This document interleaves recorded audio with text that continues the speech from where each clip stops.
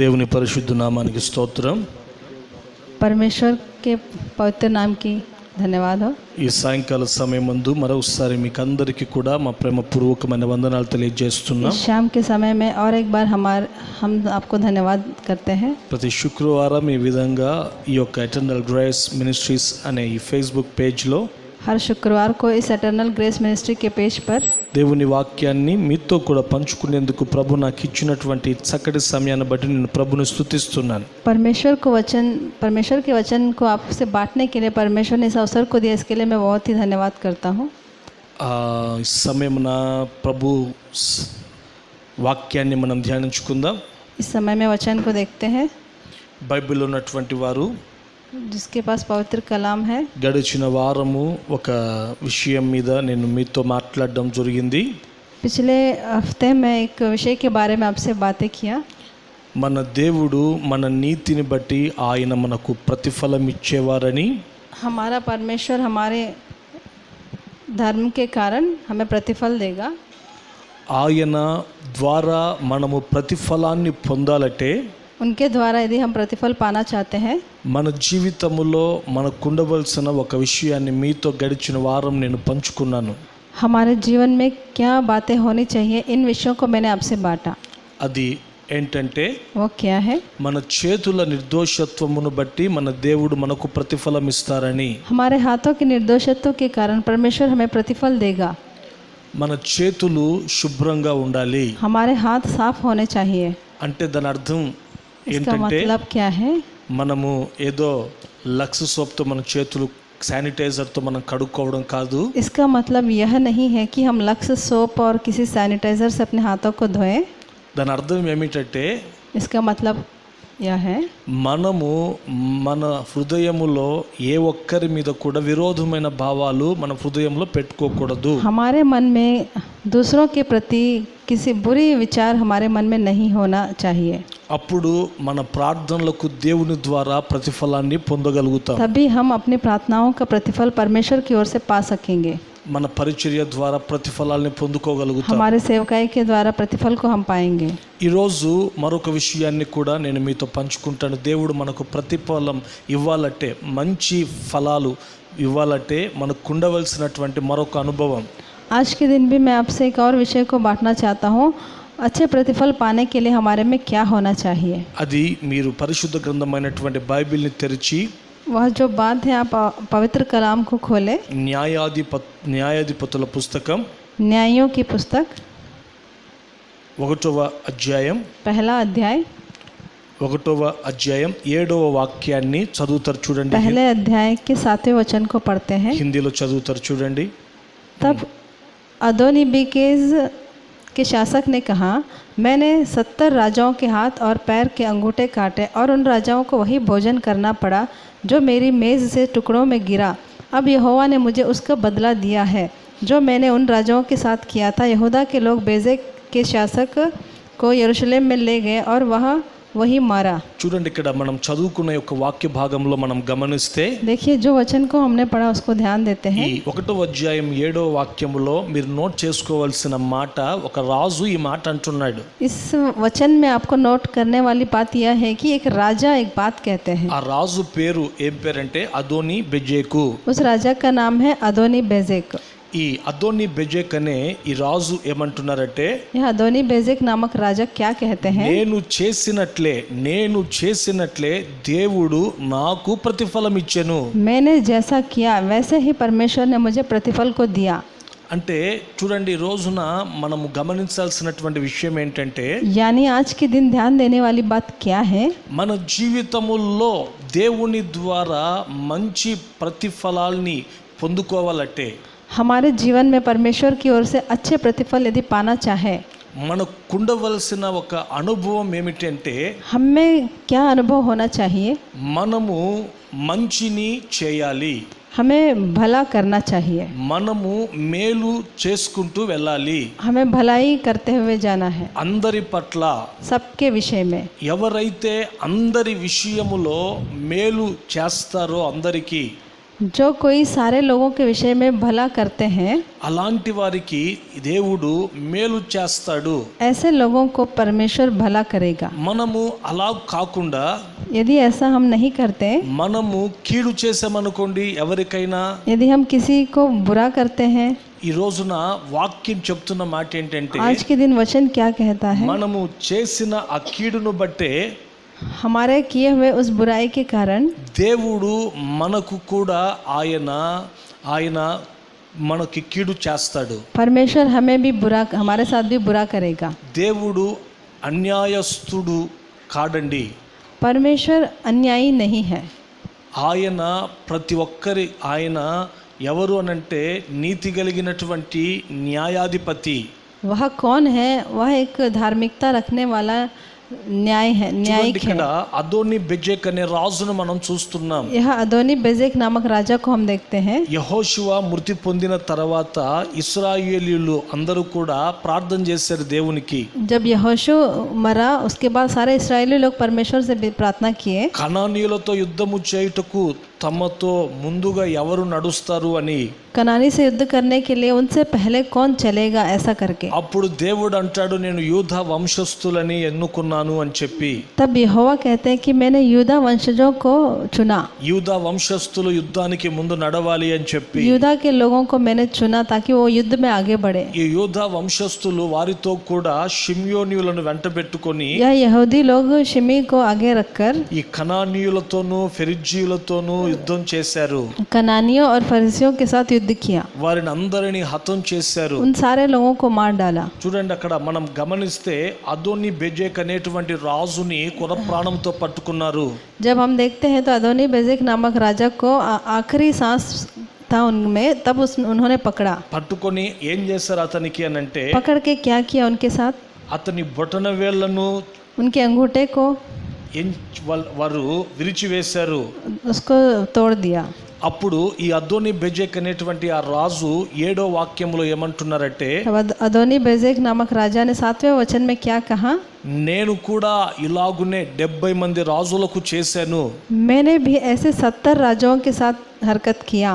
70 మంది రాజులు నా భోజనపు బల్ల చుట్టూ వాళ్ళ వేళ్ళు విరిగినటువంటి వారై నేను ఏదైనా తిని పడేస్తే వాటిని భుజించే వాళ్ళని చెప్తున్నారు. 70 राजाओं के साथ जो मैंने किया, वो सारे राजा मेरे टेबल के सामने जो है, वो मेरे जो खा के जो फेंके हुए टुकड़ों को लेके वो खाते थे. ఇప్పుడు ఆయన అంటున్నాడు ఏమన్నట్టే अभी वो कहते हैं, ఏదైతే చేశానో దేవుడు అదే నాకు ప్రతిఫలం ఇచ్చాడు అని. मैंने वैसा किया था जैसे मैंने किया, परमेश्वर ने वैसा ही प्रतिफल आज मुझे दिया, ऐसा राजा कहते ఈ हैं. రోజున గమనించండి, మొదటిగా ఒక విషయాన్ని నేను మీతో పంచుకున్నాను.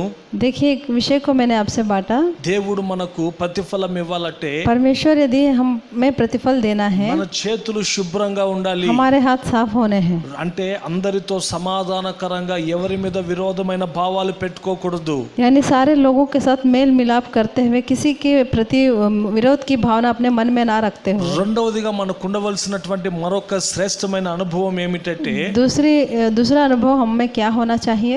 ఈ రోజున మన జీవితాలలో మనము చేసే దానిని బట్టే దేవుడు మనకు ప్రతిఫలం ఇస్తాడన్న సంగతిని ఏ ఒక్కరు కూడా మర్చిపోకూడదు. आज के दिन हमारे किए हुए के कारण ही परमेश्वर हमें प्रतिफल देगा, इस बात को किसी को भूलना नहीं चाहिए. నీవు అందరికీ మేలు చేసేవాడవైతే నీకు మేలు జరుగుతుంది. यदि तू सबका भला करने वाला होगा तो तेरा भी भला होगा. నీవు ఒకవేళ కీడు చేస్తే ఆ కీడునే నీవు కోసుకుంటావు. यदि तू सबका बुरा करने वाला होगा तो तेरे साथ भी बुरा ही होगा. మనము ఏదైతే విత్తుతామో దాన్నే మనం కోసుకుంటాము. हम जो जिसे बोते हैं हम उसे ही काटते हैं. కాబట్టి మన జీవితంలో మంచిని కోసుకోవాలి అని అంటే यदि हमारे जीवन में भलाई को यदि आप काटना चाहते हैं, మేలును ప్రతిఫలంగా దేవుని యొద్ద నుండి మనం పొందుకోవాలంటే भलाई को प्रतिफल के रूप में परमेश्वर की ओर से पाना चाहते हो, మనము అందరి ఎడల మేలు చేయు వారముగా మనం ఉండాలి. तब हमें सारे लोगों के विषय में भलाई करने वाले बनना है. చూడండి, బైబిల్లో కొన్ని ఉదాహరణలు నేను మీకు చూపిస్తాను. देखिए, बाइबल में कुछ एग्जाम्पल्स को मैं आपको बताता हूँ. జరిగినటువంటి కొన్ని సన్నివేశాల్ని घटने वाली घटनाओं को बताना चाहता हूँ. సమూయేలు పుస్తకం 15వ అధ్యాయము, మొదటి శామ్యూయేలు పుస్తకం 15వ అధ్యాయము पहला शमूएल 15वां अध्याय 33వ వాక్యాన్ని చదువుతారు. చూడండి, 33वें अध्याय को पढ़ते हैं. 15:33 15 और उसका 33वां చదువుతారు చూడండి. वचन। ఆ, ఉమ్, ఉమ్, दाऊद ने ఉమ్, हूशै से कहा, ఉమ్, यदि तुम मेरे साथ चलते हो ఉమ్, तो तुम देख रेख करने वाले अतिरिक्त व्यक्ति होंगे, ఉమ్, किंतु यदि यरूशलेम को लौट जाते हो तो तुम ఉమ్, अहीतोपेल की सलाह में व्यर्थ कर सकते हो। ఉమ్. చూడండి, ఇక్కడ ఇక్కడ ఒక రాజు మనకు కనబడుతున్నాడు. देखिए यहाँ पर एक राजा हमें दिखते हैं। ఇక్కడ సమూయేలు ఆ రాజుతో అంటున్నాడు, అమాలేకీయుల రాజుతో అంటున్నాడు ఈ మాట. यहाँ पर शमूएल जो है अमालेकियों से कहते ఆ हैं। రాజు పేరు అగాగు. उस राजा का नाम अगाग है। ఈ అగాగు రాజుతో ఈ సమూయేలు ప్రవక్త ఏమంటున్నాడో తెలుసా? इस अगाग राजा से शमूएल क्या कहते हैं? ఇదిగో నీవు అనేక మంది యొక్క తల్లుల యొక్క వారిని చంపేశావు, వారికి సంతతి లేకుండా చేశావు. देख तू बहुत से माताओं के बच्चों को छीना, उन्हें मार डाला। ఇప్పుడు నీ తల్లికి కూడా సంతతి లేకుండా నేను చేస్తున్నాను అని చెప్పి ఈ సమూయేలు అతనిని చంపినట్లుగా మనం చూస్తున్నాం. देख आज तेरी माँ का भी कोई संतान ना बचे, ऐसा मैं करता हूँ, ऐसा शमूएल से कहते हैं। ఎందుకు ఈ ఆగాగు అనే ఆ యొక్క రాజుకు ఆ శిక్ష పడింది దేవుని యొద్ద నుండి అని అంటే, क्यों परमेश्वर की ओर से अगाग नामक राजा को ऐसा शिक्षा मिला? సౌలు ఈ యొక్క సమూయేలు ప్రవక్త ఆ అగాగుతో అంటున్న మాట ఏంటంటే, यह शमूएल नबी जो है अगाग से क्या कहते हैं? నీ కత్తి స్త్రీలకు సంతు లేకుండా చేసినట్టే, तेरा तलवार स्त्रियों के बच्चे ना होने जैसा कर दिया है। నీ తల్లికి నీ స్త్రీలలో సంతు లేకుండా పోవును అని చెప్పి इसी प्रकार तेरी माँ का भी कोई बच्चा ना ఈ हो। సమూయేలు గిల్గాలులో యెహోవా సన్నిధిని ఆగాగును తుత్తునీయులుగా నరికేసాడటండి. इस रीति से शमूएल ने अगाग को उस जगह पर रमारमी काट डाला। చూడండి, ఇంకా మనం బైబిల్ గ్రంథంలో చదువుకుంటూ వెళ్తే ప్రకటన గ్రంథము और प्रकाशित वाक्य में जब हम देखते हैं 16వ అధ్యాయము 16वां अध्याय 4వ వాక్య భాగంలో 4थे वचन को हम देखते కొన్ని हैं। మాటల్ని మనం అక్కడ कुछ చూస్తాం. बातों को हम यहाँ पर देखते हैं। జాగ్రత్తగా దేవుని మాటలు మీరు ఆలకించండి. ध्यान से सुनिए। మరియు అక్కడ మనం 16వ అధ్యాయంలో మనం ఇలా చూస్తాం. 16वें अध्याय के 4थे वचन में ऐसा लिखा हुआ है। అక్కడ 3వ వాక్యాన్ని చదువుతా చూడండి. तीसरे वचन को भी पढ़ते हैं। हाँ। इसके पश्चात दूसरे दूत ने अपना कटोरा समुद्र पर उंडेल दिया और सागर का जल मरे हुए व्यक्ति के लहू के रूप में बदल गया और समुद्र में रहने वाले सभी जीव जंतु मारे गए। 4 చదువు. फिर तीसरे दूत ने नदियों और जल के झरनों पर अपना कटोरा उंडेल दिया और वे लहू के बदल गए, तभी मैंने लहू में बदल गए। చూడండి, ఇక్కడ ఈ 4వ వాక్య భాగంలో మనం గమనిస్తే, देखिए 4थे वचन में जब देखते हैं, ఒక పాత్ర ఈ భూమి మీద కుమ్మరింపబడిందట. एक कटोरा जो है इस पृथ्वी पर उंडेला गया। ఆ పాత్ర ఈ భూమి మీద దేని మీద కుమ్మరింపబడింది అని మనం చూస్తే, और कटोरा इस पृथ्वी पर कहाँ उंडेला गया? जब हम देखते हैं నదులలోను జలధారులలోను కుమ్మరింపబడింది. नदियों में, समुद्र में उंडेला गया। అవి దానిని బట్టి అవి ఎంత కూడా రక్తమయమాయను అనే మాటను చూస్తాం. ऐसा उंडेल दिए जाने के कारण वह सारा जल जो है खून के समान हुआ, ऐसा हम पढ़ते हैं। 5వ వాక్యములో మీరు और గమనించండి, 5वें वचन में जब देखो ఇలాంటి మాటలు మనం చూస్తాం. అప్పుడు వర్తమాన భూతకాలములో పవిత్రుడా పరిశుద్ధుల రక్తమును ప్రవక్తల రక్తమును వారు కార్చినందుకు దేవుడట తీర్పు తీర్చి వారికి రక్తమును త్రాగనిచ్చితిని అనే మాటను చూస్తాం. तभी मैंने जल के स्वामी स्वर्गदूत को यह कहते सुना, वह तू ही है जो न्यायी जो है, जो था सदा सदा में, तू ही है जो पवित्र, तूने जो किया है वह न्याय है। దీనికి వారు పాత్రులే, इसके कारण वह पवित्र के पात्र हैं। నీవు ఇలాగు తీర్పు తీర్చితివి గనుక నీవును న్యాయవంతుడవని तूने ऐसा न्याय किया इसलिए तू भी न्यायी है। జలముల దేవదూత చెప్పగా వారు విన్నారట. जल के जो स्वर्गदूत कहते हुए उन्होंने सुना। చూడండి, అక్కడ ఒక పాత్ర కుమ్మరింపబడింది భూమి మీద, జలము అది నదుల మీద. देखिए एक पात्र जो है उंडेला गया, एक कटोरा उंडेला गया। कहाँ उंडेला गया? वह नदियों के ऊपर, జలధారుల మీద. समुद्र झरनों के ऊपर। అది ఎందుకు దేవుడు కుమ్మరించాడు? ఆ జలములన్నిటిని కూడా దేవుడు రక్తమయంగా మార్చాడు అని మనం చూస్తే, क्यों परमेश्वर ने ऐसा उसे करवाया? వర్తమాన భూత కాలములలో वर्तमान भूत भविष्य काल में వర్తమాన భూత కాలములో, భవిష్య కాలంలో కాదు, वर्तमान और भूतकाल में అక్కడ మనం చూస్తే కొంతమంది పరిశుద్ధుల యొక్క రక్తాన్ని కొంతమంది చిందించారట. जब हम देखते हैं तो वहाँ पर कुछ लोग पवित्र लोगों के खून को बहाया. కాబట్టి इसी ఆ कारण పరిశుద్ధుల యొక్క రక్తాన్ని వారు చిందించినటువంటి విధానాన్ని బట్టి इसी कारण पवित्र लोगों के खून को बहाने के इस विधि के कारण రక్తమును వారు త్రాగున్నట్లు దేవుడే అలాగు చేసెను అనే మాటను మనం చూస్తాం. उस खून को वे लोग पी सके ऐसा परमेश्वर ने किया, ऐसा हम देखते हैं. వారు పరిశుద్ధులకు కీడు చేశారు కాబట్టి రక్తాన్ని చిందించారు, పరిశుద్ధుల రక్తాన్ని. वे लोग पवित्र लोगों का अन्याय किए, इसलिए पवित्र लोगों का खून बहाया गया. అందుకనే వారికి దేవుడు ఇస్తున్నటువంటి శిక్ష ఏమిటనంటే ఆ పరిశుద్ధుల రక్తాన్ని త్రాగేటట్లు దేవుడు జలధారుల మీద దేవుడు ఆయన ఒక పాత్రను విప్పి ఆ జలములన్నిటినీ రక్తముగా మార్చాడు. पवित्र लोगों के खून को बहाने के कारण ही परमेश्वर ने ऐसा शिक्षा उन्हें दिया ताकि पूरे नदियाँ जल खून के समान बन गई, ताकि वे जल वो पी सके. చూడండి, రోజున నేను ఒక మాటలో చెప్పాలనుకుంటున్న మాట देखिए, ఏంటంటే, आज के दिन एक बात में मैं क्या कहना चाहता हूँ. ఈ రోజున నీవు ఏదైతే విత్తుతావో దాన్ని కోస్తావు.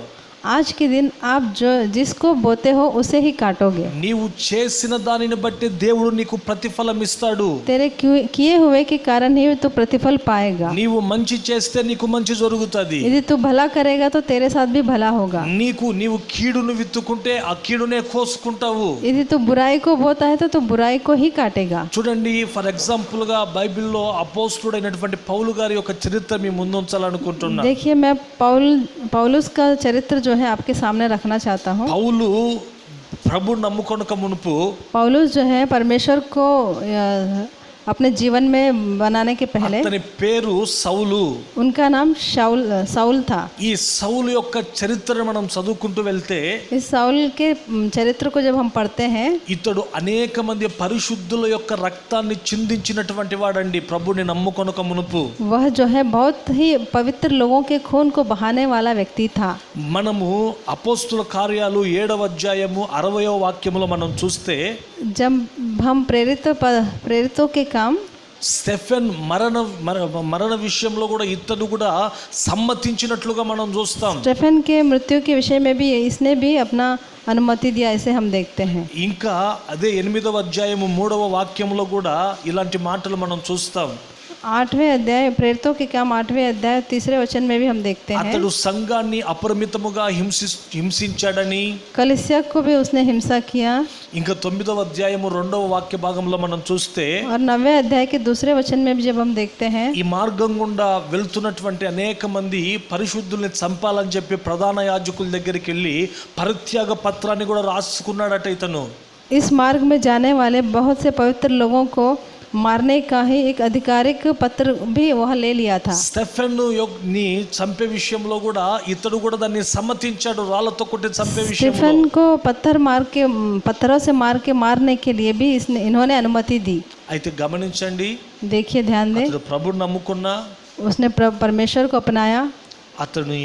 అతని జీవితంలో మనం చూస్తే उनके जीवन में जब हम देखते हैं, తను కూడా ఎన్నో అలాగనే తను కూడా మరణించినట్లుగా మనం చూస్తున్నాం, దేవుని కొరకు హతసాక్షిగా.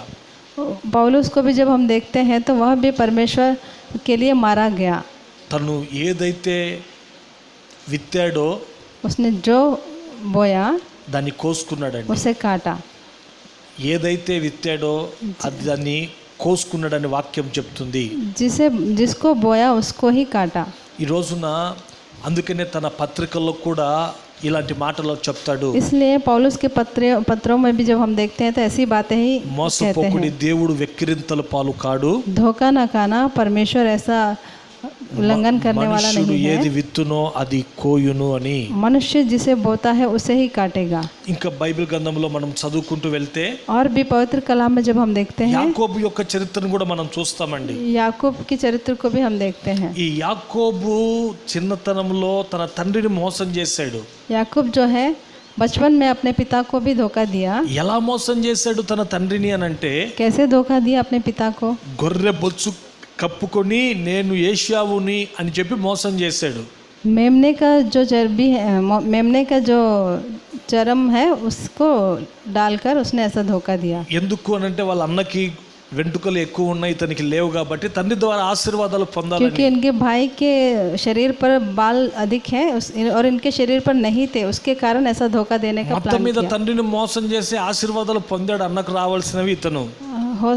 अंत में उसने अपने पिता को धोखा देकर जो आशीषित अपने भाई को जाना था इन्होंने पा लिया। అయ్యి బాబోయ్, నేను చాలా బాగా చక్కగా నటించాను, మా నాన్న దగ్గర నేను పాస్ అయ్యాను, మొత్తం మీద ఆశీర్వాదాలు పొందుకున్నానని సంతోషపడ్డాడు. इनको ऐसा लगा, वे अपने मन में ऐसा सोचने लगे, अच्छा मैंने तो अपने पिता को धोखा दिया और सारे आशीषित को पा लिया। అయితే మనము చరిత్ర చదువుకుంటూ जब వెళ్తే हम उनके चरित्र जीवनी को देखते हैं, మనం ఆది కాండము 37వ అధ్యాయము 31వ వాక్య భాగంలో మనం గమనిస్తే उत्पत्ति के पुस्तक में जब हम देखते हैं, అక్కడ యాకోబు తన పిల్లల ద్వారా సేమ్ అలాగనే మోసపోయినట్లుగా లేఖనాల్లో చూస్తాం. जैसे याकूब ने अपने पिता को धोखा दिया वैसे ही याकूब सेम अपने ही बच्चों के द्वारा धोखा खाया, ऐसा हम देखते हैं। చూడండి, యాకోబు అడుగుతున్నాడు యేసేపు ఏడి అని. देखिए याकूब पूछता है कि यूसुफ कहाँ है। యేసేపు యొక్క సహోదరులు చెప్తున్నారు తండ్రితో ఏమన్నట్టే, यूसुफ के जो भाई लोग हैं उन्हें अपने पिता से कहते हैं, వారు ఒక గొర్రె పిల్లను చంపి वे लोग एक मेमने को मारकर దాన్ని రక్తమును ఈ యొక్క యేసేపు వేసుకున్న వస్త్రముతో తడిపి और यूसुफ के पहने हुए वस्त्र में भिगाकर ఇది దొరికింది అని తండ్రిని వాళ్ళు మోసం చేశారండి. ऐसे उस मेमने के लहू में भिगाकर उस वस्त्र को ले जाकर దాని ద్వారా ఈ యేసేపు మృతుల లోకానికి వెళ్ళిపోయాడట. యాకోబు మృతుల లోకానికి వెళ్ళిపోయాడటండి. उस वस्त्र को लहू में भिगा हुआ वस्त्र को देखकर याकूब अधोलोक में चला गया। అంటే ఇందుకు నేను చెప్పాలని అనుకున్న మాట ఏంటంటే, मैं क्या कहना चाहता हूँ, రెండవదిగా ఆయన ఎవరికి మంచి ప్రతిఫలాలను ఇస్తాడు అని అంటే, दूसरी रीति से वह किसे अच्छा प्रतिफल देगा, ఎవరైతే మంచి చేసుకుంటూ వెళ్తారో जो कोई भला करते हुए जाएगा, అలాంటి వారికి దేవుడు మంచి చేస్తాడు. ऐसे लोगों का भला परमेश्वर करेगा। మనము చేసిన దానిని బట్టి దేవుడు మనకు ప్రతిఫలం ఇస్తాడు. हमारे किए हुए के कामों के द्वारा ही हम परमेश्वर हमें प्रतिफल देंगे। మంచి చేస్తే మంచి ప్రతిఫలాన్ని ఇస్తాడు. यदि हम भला करेंगे तो हमें अच्छा प्रतिफल मिलेगा, కీడు చేస్తే దానిని బట్టి కీడును ప్రతిఫలంగా నీవు పొందుకుంటావు. यदि बुरा करते हैं तो बुराई को ही प्रतिफल के रूप में आप पाओगे। ఈ రోజున బైబిల్ గ్రంథంలో మనం గమనిస్తే సామెతల గ్రంథం 31 नीति वचन 31वां अध्याय 31వ వాక్యాన్ని చదువుతారు చూడండి. 31 के 31 को पढ़ते हैं। 31 उसे वह प्रतिफल मिलना चाहिए जिसके वह योग्य है, और जो काम उसने किए हैं उनके लिए चाहिए कि सारे लोग के बीच में उसकी प्रशंसा करें। చూడండి, ఇక్కడ మనం గమనిస్తే ఈ యొక్క గుణవతి అయిన స్త్రీని గురించి అక్కడ వ్రాయబడి ఉంది. देखिए यहाँ एक गुणवान स्त्री के बारे में लिखा हुआ है। ఏమని వ్రాయబడి ఉంది అని మనం చూస్తే, क्या करके लिखा हुआ जब हम देखते हैं, అక్కడ మనం యెహోవా యందు భయభక్తులు కలిగిన స్త్రీ ఇలా కొనియాడబడుతుందట. यहोवा के सामने भय और भक्ति को रखने वाली स्त्री, ऐसा उसका गुणगान होता है। ఆమె చేసిన పనిని బట్టి అట్టి దానికి ప్రతిఫలము దేవుడి ఇస్తాడటండి. उसे वह प्रतिफल मिलना चाहिए जिसके वो योग्य है। ఏంటి ఆమె పొందుకున్నటువంటి ప్రతిఫలము దేవుని ద్వారా అని మనం చూస్తే, उस स्त्री ने परमेश्वर से क्या प्रतिफल पाया जब हम देखते हैं, అక్కడ అదే 31వ అధ్యాయంలో उसी 31वें अध्याय में కుమారులు ఆమెను చూచి ఏమంటున్నారంటే, उसके बच्चे उसे देखकर क्या कहते 28వ हैं। వాక్యం చదువుతారు చూడండి. 28वें वचन को देखें, उसके बच्चे खड़े होते और उसे आदर देते हैं, उसका पति उसकी प्रशंसा करता है। చూడండి, ఇక్కడ కుమారులు ఆమెను అంటున్నారట, ఆమెను పతి వ్రత ధర్మమును అనుసరించి ఉన్న కుమారులు ఆమెను చూసి ఏమంటున్నారంటే ధన్యులు అని అంటున్నారట. उसके बच्चे उसे देखकर क्या कहते हैं कि तू धन्य है। తన భర్త అంటున్నాడట ఏమన్నట్టే, पति क्या कहता है, నీవు పతివ్రతవి అని అంటున్నాడటండి. तो आदर के योग्य है। అందరిలో కూడా నీవు చాలా మంచిదానివి అని అంటున్నాడు. सारे लोगों से भी तू अच्छी है। ఎందుకని అని మనం చూస్తే అట్టి ప్రతిఫలాన్ని దేవుడు ఆమెకు ఎందుకు ఇచ్చాడు అని అంటే, ऐसे प्रतिफल को परमेश्वर ने उसको क्यों दिया, ఆమె తన కుటుంబానికి భర్తకే కానివ్వండి పిల్లలకే కానివ్వండి वो अपने परिवार को, चाहे बच्चे हो चाहे पति हो, కీడు చేయలేదండి. बुरा कभी नहीं किया। కీడు చేసింటే ఆ యొక్క వృద్ధాప్యములో దేవుడు ఆమెకి ఆ ప్రతిఫలం ఇచ్చేవాడు కాదు. यदि वह बुराई करती तो उनके वृद्ध के समय में परमेश्वर उन्हें प्रतिफल नहीं देता। భర్తకు ఎంతో నమ్మకంగా ఉంది. अपने पति के सामने भी बहुत अच्छी रही। ఇంకా మనం చూస్తే పిల్లల విషయాల్లో కూడా చాలా నమ్మకంగా ఉంది. बच्चों के सामने भी अच्छी बनी रही। చీకటిలోనే లేచి తమ ఇంటి వారికి భోజనాన్ని సిద్ధపరుస్తుంది. सुबह से ही उठकर बच्चों के लिए अपना भोजन बनाती है। తమ ఆమె యొక్క పెనిమిటి కూడా ఆమె యందు నమ్మిక ఉంచుతున్నాడటండి. उसका पति भी उसके ऊपर भरोसा रखने वाला था। చూడండి, అలాగున ఆమె చేసిన దానిని బట్టి ఆమెకి చక్కటి ప్రతిఫలము ఆమె చేసినప్పుడు రాలేదు, కానీ ఆమె వృద్ధాప్యంలో ఉన్నప్పుడు పిల్లలు చూచి ఆమెను అంటున్నారు, నీవు ధన్యురాలవు అని. देखिए, उनके द्वारा किए हुए उन सारे अच्छे कामों के प्रतिफल तुरंत तो नहीं मिला, पर उनके बुजुर्ग अवस्था में उन्हें वह सारे प्रतिफल मिला। భర్త కూడా ఆమెను గవిని ఎదుట పెద్దల ఎదుట ఆమెను పొగుడుతున్నట్లు మనం చూస్తున్నాం. पति भी सारे बड़े लोगों के सामने अपनी पत्नी की बड़ाई करता हुआ हम देखते ఈ हैं। రోజున మన ఇంటిలో ఉన్న వారికి కూడా మన జీవితాల్లో మనం మేలు చేసే వాళ్ళగా ఉండాలి, కానీ आज के दिन हमारे घर में रहने वालों के लिए भी हम भलाई करने वाले భార్య बनने हैं। భర్తకు మేలు చేసే విధంగా, భర్త భార్యకు మేలు చేసే విధంగా, पति पत्नी के विषय में, पत्नी पति के विषय में भलाई करने वाले, తల్లిదండ్రులు పిల్లలకు మేలు చేసే విధంగా, పిల్లలు కూడా తల్లిదండ్రులకు మేలు చేసే విధంగా నడుచుకోవాలి. माता पिता बच्चों की भलाई करने वाले, बच्चे माता पिता की भलाई करने वाले के रूप में चलना चाहिए। అప్పుడే నీ జీవితంలో నీకు ప్రతిఫలాన్ని దేవుడు, మంచి ప్రతిఫలాన్ని దేవుడు ఇస్తాడు. तभी आपके जीवन में अच्छा प्रतिफल परमेश्वर देगा। ఒక రోజు నా చిన్న సంభవం జరిగింది, చెప్తాను వినండి. एक दिन एक ऐसा घटना घटी, उसको मैं बताता हूँ। ఒక రోజు నా తండ్రి దగ్గరికి కుమారుడు వచ్చాడు. एक दिन पिता के पास अब उनका बेटा आया। నాన్నగారు, ఈ విధంగా మేము ఒక 20 రోజులు బయటికి వేరే ఊరికి వెళ్తున్నాం. है पिता, कुछ दिनों के 20 दिन के लिए हम बाहर जा रहे हैं। కాబట్టి మేము వచ్చేంత వరకు నిన్ను చూసుకునేందుకు అక్కడ ఒక అట్టి ఉంది ఆశ్రమము, అక్కడ నేను మిమ్మల్ని వదిలిపెడతాను అని. और हमारे वापस आते तक एक आश्रम है, वहाँ मैं आपको रखूँगा। అంతవరకు నీవు అక్కడ ఉండు అని చెప్పి అన్నాడు. तब तक आप वहाँ रहिए, ऐसा करके अपने पिता से कहा। తండ్రి ఏమనలేదండి. पिता ने कुछ नहीं कहा కుమారుడు తీసుకుని వెళ్ళాడు అతన్ని. और उनका पुत्र जो है अपने पिता को लेके गया उस आश्रम में। ఆశ్రమము దగ్గరికి వచ్చారు వాళ్ళు. आश्रम के पास पहुंचते ही, ఆ ఆశ్రమము దగ్గర వాళ్ళు లోపలికి వెళ్ళలేదు. తండ్రితో కుమారుడు చెప్తున్నాడు, आश्रम के पास खड़े हुए अंदर नहीं गए। इसी समय में पुत्र जो है अपने पिता से कहते हैं, నేను అన్ని మాట్లాడి వాళ్ళకి కావాల్సిన డబ్బులు కూడా ఇచ్చి పెట్టాను ఆశ్రమంలో వాళ్ళకి. मैंने सारे बातें कर लिया, जो भी जरूरत है, पैसे हैं, मैंने आश्रम में दे रखा है। మీరు ఇంకా లోపలికి వెళ్ళండి, 20 రోజుల తర్వాత మళ్ళీ నేను వస్తానని చెప్తున్నాడు. आप आश्रम के अंदर जाइए और 20 दिन बाद मैं वापस आऊँगा, ऐसा पिता से कहा। ఒక చెట్టు కింద ఆయన వదిలిపెట్టాడు. एक पेड़ के नीचे उन्हें छोड़ा। ఆ వెంటనే ఆ తండ్రి గారు భయంకరంగా ఎక్కి ఏడుస్తున్నాడండి. तुरंत ही उसके पिता खूब रोने लगे। వెంటనే తండ్రి అతని వైపు చూచి, కుమారుడు ఆ తండ్రి వైపు చూచి, तब पुत्र जो है पिता की ओर देखकर, ఎందుకు ఏడుస్తున్నా, 20 రోజుల్లో మళ్ళా నేను వస్తానని చెప్పాను కదా అని చెప్పి అన్నాడు. आप ऐसा क्यों रो रहे हो, मैं 20 दिन के अंदर आऊँगा, ऐसा मैंने कहा ना। అప్పుడు అతడు అంటాడు ఏమన్నట్టే, నువ్వు మరలా నన్ను వచ్చి తీసుకొని పోవని ఏడవటం లేదు. तब पिता अपने पुत्र से कहता है कि तू फिर वापस आकर मुझे नहीं ले जाएगा, ऐसा मैं नहीं कह रहा हूँ। 60 సంవత్సరాల క్రితము నా తండ్రిని కూడా నేను ఇదే చెట్టు కింద వదిలిపెట్టాను. 60 साल पहले इसी रीति से मैंने अपने पिता को इसी पेड़ के नीचे छोड़ के गया था। ఇప్పుడు నేను ఏదైతే ఆ రోజున నేను ఏదైతే విత్తానో ఈ రోజున దానిని నేను అదే కోసుకుంటున్నానే అని ఏడుస్తున్నాడు. उस दिन जैसे मैंने अपने पिता के साथ किया, आज के दिन मैं उसी चीज को दोहरा रहा हूँ అని ఆయన బాధపడుతున్నాడండి. ऐसा मेरे साथ हो रहा है करके वो दुखी हो रहा నేను था। కూడా నా తండ్రిని ఇదే చెట్టు కింద వదిలిపెట్టాను. मैंने भी अपने पिता को इसी पेड़ के नीचे छोड़ के गया। ఈ వర్తమానాన్ని వింటున్నటువంటి పిల్లలారా, इस वचन को सुनने वाले बच्चों, ఈ రోజున గమనించండి, నీ జీవితంలో అవసాన కాలములో ఉన్నటువంటి నీ తల్లిదండ్రులను నువ్వు చూసుకోకపోతే, इस वृद्ध अवस्था में रहने वाले अपने माता पिता को यदि तुम नहीं देखते हो, రేపటి రోజున నీ పిల్లలు కూడా అవసాన కాలంలో నీవు వచ్చినప్పుడు నిన్ను చూసుకోరు. कल के दिन वृद्धावस्था में आने के बाद आपको नहीं देखेंगे। ఎందుకు చెప్తున్నాను ఈ విషయం అని అంటే, मैं इसलिए कहता हूँ इस बात నీవు को, చేసినట్టే దేవుడు నీకు ప్రతిఫలం ఇస్తాడు. जैसा तू करेगा वैसा ही प्रतिफल परमेश्वर तुझे देगा। నీవు మేలు చేస్తే నీకు మేలు కలుగుతుంది, यदि तू भला करेगा तो तेरा भी भला ही होगा।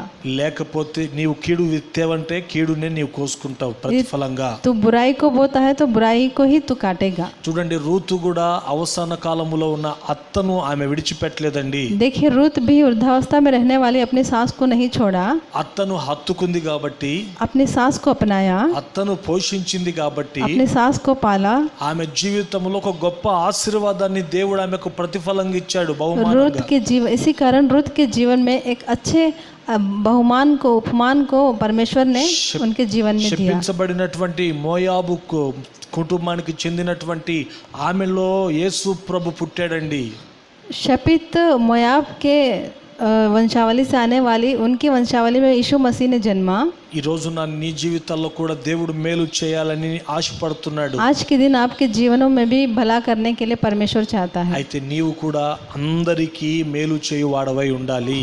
लेकिन आपको भी सारे लोगों का भला करने वाला बनना है। మరొక విషయాన్ని కూడా నేను చెప్పి ఈ రోజుతో ఈ యొక్క సందేశాన్ని ముగిస్తాను. और एक विषय को भी मैं बताना चाहता हूँ। అదే 2వ సమూయేలు పుస్తకం 16వ అధ్యాయము शमूएल की दूसरी पत्री 12వ వాక్యాన్ని చదువుకుందాం. 16वां अध्याय 12వ వాక్యం. అక్కడ దావీదు తన సేవకులతో ఈ మాట అంటాడు. दाऊद जो है अपने सेवकों से इस बात को कहता है। చదవండి. 12. ईशै ने किसी को अपने सबसे छोटे पुत्र को लाने के लिए भेजा, यह सुंदर और सुनहरे। చూడండి, ఇక్కడ షిమి అనే ఆ యొక్క వ్యక్తి, यह शिमी नाम का व्यक्ति దావీదును దూషిస్తుంటాడు. दाऊद को दूषित करता रहता है। పరిస్థితులు బాగలేక దావీదు రాజ్యాన్ని వదిలిపెట్టి అడవుల పాలైపోయినాడండి. परिस्थितियाँ ठीक नहीं होने के कारण दाऊद जो है जंगलों में जाकर रहने लगा। దావీదుని శపిస్తున్నటువంటి ఆ సమయమున దావీదు పక్కన కొంతమంది ఉంటారు సేవకులు. दाऊद को दूषित करते समय दाऊद के बगल में ही कुछ सेवक लोग खड़े रहते వారు हैं। యుద్ధ శూరులు. वह युद्ध में वीरवान है। అంటారు ఏమనంటే, నువ్వు ఒక మాట సెలవిస్తే వాడిని మీద పడి వాడిని చంపేస్తామని. वे लोग दाऊद से कहते हैं कि एक बात तो तू हमें अनुमति दे और हम लोग उन्हें मार देंगे। దావీదు అంటాడు అప్పుడు ఏమనంటే, నా శ్రమను చూచైన దేవుడు నాకు ఒకవేళ ప్రతిఫలాన్ని దయచేస్తాడేమో, వదిలేసేలే అంటాడు. तब दाऊद कहता है नहीं नहीं ऐसा मत करो, छोड़ दो, मेरे इस श्रम के कारण परमेश्वर मेरे साथ कुछ अच्छा करेगा। చూడండి, ఈ రోజున మూడవదిగా నేను చెప్పాలనుకుంటున్న మాట ఏంటంటే, तीसरी रीति से मैं क्या कहना चाहता हूँ, మన జీవితాల్లో కూడా కొన్ని మార్గాల గుండా మనం వెళ్తున్నప్పుడు हमारे जीवनों में भी कुछ मार्ग से होकर जब हम चलते हैं, ఈ రోజున కొంతమంది వ్యక్తులు ఏం చేస్తుంటారంటే మనల్ని పరిహసిస్తుంటారు, ऐसे समय में कुछ व्यक्ति कुछ लोग हमारा उल्लास करते हैं, మనల్ని నిందిస్తుంటారండి. हमारा अपहास करते हैं, हमारी निंदा करते हैं। ఆ నిందలను అనుభవిస్తేనే దేవుడు మనకు ప్రతిఫలం ఇస్తాడు. लेकिन ऐसी निंदाओं का जब हम अनुभव करते हैं तभी हमें परमेश्वर की ओर से प्रतिफल मिलेगा। మనము మంచి ప్రతిఫలాన్ని పొందుకొనగలుగుతాం. ఈ లోకంలో నిందలు లేకుండా పొందుకోలేము.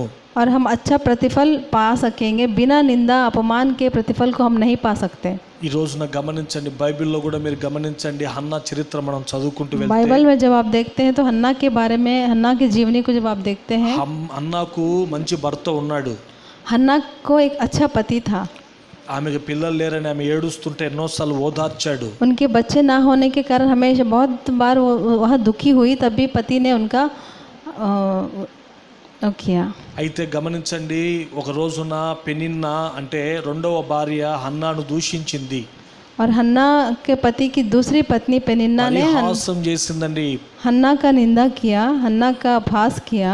నీకు పిల్లలు లేరు, నీవు గొడ్రాలు అని భయంకరంగా దూషించింది. तेरे बच्चे नहीं है, इस रीति से उसे सताने लगी। ఆ సమయమున ఆ యొక్క దాన్ని బట్టి ఆమె రోషం తెచ్చుకొని దేవుని మందిరానికి వెళ్ళి మోకాళ్ళుండి ప్రార్థించింది. ఆ ప్రార్థన ఫలితంగా దేవుడు ఆమెకు ప్రతిఫలం ఇచ్చాడు. ऐसे समय में हन्ना जाकर परमेश्वर के मंदिर में जाकर बहुत ही प्रार्थना की, उसकी प्रार्थना सुनकर परमेश्वर ने उसे बच्चे दिए। అదే రెండవ భార్య పరిహసించకపోతే ఆమెకు ఆ ప్రతిఫలం దేవుని యొద్ద నుండి పొందుకునేది కాదండి. यदि उसी समय में यदि उसकी दूसरी पत्नी ఎందుకంటే భారముతో ప్రార్థన చేసేది కాదు కాబట్టి. उसकी दूसरी पत्नी यदि उसे नहीं सताती इस रीति से, तब वह जाके एक अच्छे बलपूर्वक प्रार्थना नहीं करती और उसके बच्चे नहीं होते। దావీదు కూడా చరిత్ర మనం చదువుకుంటూ వెళ్తే దావీదు రాజు అయినాడంటే గొలియాతు లేకుంటే దావీదు రాజు అయ్యేవాడు కాదు. दाऊद के जीवन को भी जब हम देखते हैं तो यदि गोलियात नहीं होता तो दाऊद राजा नहीं बन पाता। ఈ గొలియాతు సున్నతి లేనివాడు, అతడు దేవుని దూషిస్తున్న మాటల్ని దావీదు విన్నాడు. गोलियात जो है परमेश्वर की जब निंदा कर रहा था, उन बातों को दाऊद ने सुना రోషం తెచ్చుకున్నాడు. और वह गुस्सा में आया। సున్నతి లేని ఫిలిస్తీయుడు జీవం కలిగిన దేవుణ్ణి తిరస్కరించడం ఏంటి అనుకున్నాడు. ऐसा व्यक्ति जीवित परमेश्वर को ऐसा निंदा करना क्या है? అందుకనే గొలియాతుని చంపేశాడండి యుద్ధం చేసి.